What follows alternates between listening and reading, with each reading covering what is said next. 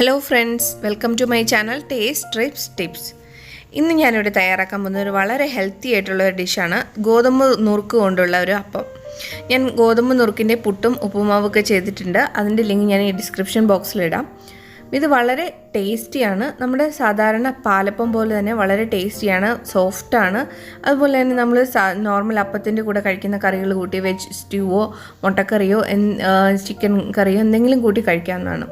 അപ്പോൾ ആദ്യമായിട്ട് ഇതിന് 1.5 കപ്പ് ഗോതമ്പ് നുറുക്കാണ് ഞാൻ എടുത്തിരിക്കുന്നത്. ഇത് നന്നായിട്ട് കഴുകി വൃത്തിയാക്കി ഒരു 4 മുതൽ 5 മണിക്കൂർ വരെ കുതിർത്തെടുത്തു.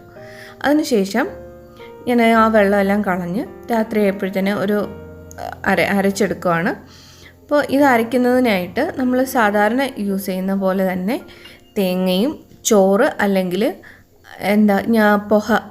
ആവലെടുക്കുക. ഇതിലേതെങ്കിലും ഒന്ന് മതി. നന്നായിട്ട് കുക്ക് ചെയ്ത റൈസ് അല്ലെങ്കിൽ ഒരു 1/2 കപ്പ് അവൽ, അതാണ് എടുക്കേണ്ടത്. പിന്നെ 1/2 കപ്പ് തേങ്ങ എടുത്തിട്ടുണ്ട്. ഇതെല്ലാം കൂടി മിക്സിയുടെ ജാറിലേക്ക് ഇട്ട് കൊടുക്കുക. ഞാനിവിടെ 1/2 കപ്പ് ചോറാണ് എടുക്കുന്നത്.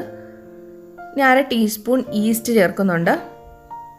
2 ടീസ്പൂൺ പഞ്ചസാര ചേർക്കുന്നു. ഇനി 1/4 ടീസ്പൂൺ ഉപ്പും കൂടി ഞാൻ ഇതിൻ്റെ കൂടെ ചേർത്ത് തന്നെയാണ് അരയ്ക്കുന്നത്. ഇനി ആവശ്യത്തിന് വെള്ളം, 1.5 കപ്പ് വെള്ളമാണ് ഞാനിവിടെ എടുത്തിരിക്കുന്നത്. ഞാൻ ബ്രോക്കൺ വീറ്റ് എടുത്ത അതേ കപ്പിനുള്ള 1.5 കപ്പ് വെള്ളം നന്നായിട്ട് അരച്ച് സ്മൂത്ത് പേസ്റ്റ് ആക്കി എടുക്കുക. അത്യാവശ്യം നല്ല ലൂസ് കൺസിസ്റ്റൻസിയാണ്, ഒരുപാട് ലൂസല്ല. ഒരു ദോശമാവിൻ്റെ പരുവത്തിൽ നമ്മൾ സാധാരണ അപ്പത്തിന് അരയ്ക്കുന്ന പോലെ അതേ കൺസിസ്റ്റൻസിയിൽ അരച്ചെടുക്കുക. ഇതിനി നമുക്ക് ഫെർമെൻറ്റ് ചെയ്യാനായിട്ട് വെക്കാം, പുളിക്കുന്നതിനായിട്ട് വെക്കാം. ഒരു രാത്രി മുഴുവൻ വെക്കുക. അല്ലെങ്കിൽ 8 മുതൽ, പകലാണ് അരയ്ക്കുന്നതെങ്കിൽ 8 മുതൽ 10 മണിക്കൂർ വരെ പുളിക്കുന്നതിനായിട്ട് വെക്കാം. അടുത്ത ദിവസമാണ് ഞാൻ എടുക്കുന്നത്. അപ്പോഴത്തേന് നല്ല എയർ ബബിൾസ് എല്ലാം വന്നിട്ടുണ്ട്. നമ്മുടെ സാധാരണ അപ്പത്തിൻ്റെ മാവ് പോലെ തന്നെ പുളിച്ച് വന്നിട്ടുണ്ട്. അപ്പോൾ ഇനി ആവശ്യത്തിന് ഉപ്പ് ചേർത്ത് കൊടുക്കുക. ഞാൻ നേരത്തെ 1/4 ടീസ്പൂൺ ചേർത്തിട്ടുണ്ട്. അപ്പോൾ ഇപ്പോൾ ഒരു 1/4 ടീസ്പൂൺ കൂടി ചേർത്ത് നന്നായിട്ട് മിക്സ് ചെയ്തെടുക്കുന്നു. ഇനി ഒരു അപ്പച്ചട്ടി വെച്ച് ചൂടാക്കി അതിലേക്ക് ഒരു തവി മാവ് ഒഴിച്ച് ഒന്ന് ചുറ്റിച്ചെടുക്കുക.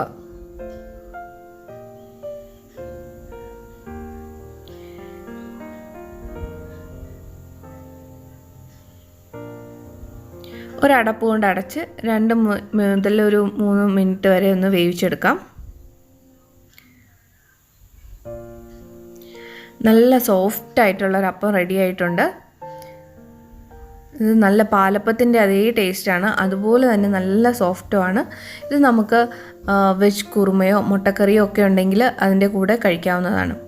ഇനി ഞാനിവിടെ ചെറുതായിട്ട് ഒരു ഫ്ലവറിൻ്റെ ഷേപ്പിലൊരു അപ്പം കൂടെ കാണിക്കുകയാണ്. നമ്മൾ ഫ്ലവറിൻ്റെ ഷേപ്പ് പോലെ ഒന്ന് ആ സൈഡൊക്കെ ഒന്ന് ചുറ്റിച്ച് കൊടുത്താൽ മാത്രം മതി.